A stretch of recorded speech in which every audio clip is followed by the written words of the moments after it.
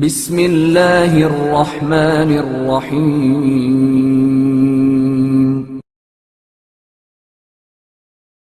جذامی افراد سے حسن سلوک۔ مدینہ منورہ میں کچھ افراد جذام کے مریض تھے اور مدینہ منورہ کے باشندے نفرت و وحشت کے سبب ان لوگوں سے دور بھاگتے تھے۔ یہ بیچارے اپنی جسمانی بیماری اور لوگوں کی نفرت کے باعث کچھ اور ہی زیادہ روحانی تکلیف برداشت کر رہے تھے۔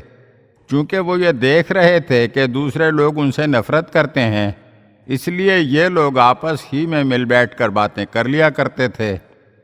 ایک دن جس وقت یہ لوگ سب ساتھ بیٹھ کر کھانا کھا رہے تھے تو امام زین العابدین علیہ السلام کا ادھر سے گزر ہوا۔ ان لوگوں نے امام علیہ السلام کو اپنے دسترخوان پر دعوت دی تو امام علیہ السلام نے معذرت کرتے ہوئے فرمایا، میں آج روزے سے ہوں، اگر روزے سے نہ ہوتا تو آ جاتا۔ میری خواہش ہے کہ فلاں روز آپ حضرات میرے مہمان ہوں۔ ان سے یہ کہہ کر امام زین العابدین علیہ السلام گھر کی طرف روانہ ہو گئے۔ حضرت امام زین العابدین علیہ السلام نے گھر پہنچ کر ایک بہترین اور عمدہ کھانا پکائے جانے کا حکم دیا۔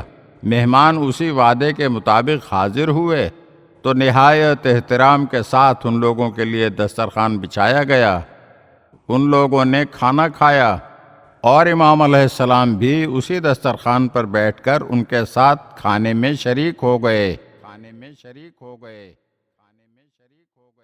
اگر آپ ہمارے چینل کی نئی ویڈیوز دیکھنا چاہتے ہیں تو ہمارے چینل کو سبسکرائب کریں اور گھنٹی کے بٹن کو دبائیے تاکہ ہر آنے والی ویڈیو آپ کو جلد موصول ہو سکے۔ اور ہاں، لائک اور شیئر ضرور کیجیے اور اپنے قیمتی کمنٹ سے ہمیں آگاہ کیجیے۔